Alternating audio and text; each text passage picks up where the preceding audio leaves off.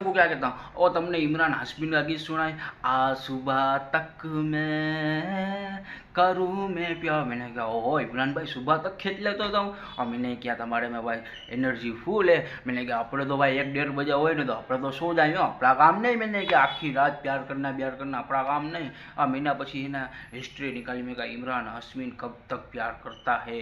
ओहो मुझे खबर पड़ी कि तो अपने से भी वेला सो जाते 12 बजे में तो सो जाते। और मैंने कहा भाई इमरान भाई आ तुमने गीत निकाला, आ सुबह तक मैं तुझे करूँ मैं प्यार। ओहो हो। तो मैंने क्या ठीक है खाली गीत था भाई। कहीं आखी रात कोई प्यार कर सके। मैं तुमको कहा सुबह तक कोई प्यार कर सके। 1-2 में तो अपना पूरा हो जाए। मतलब 1-2 बजे तो अपना सो जाए थके काम पे से आए हो तो भाई अपना भी शरीर दुखे ना यार।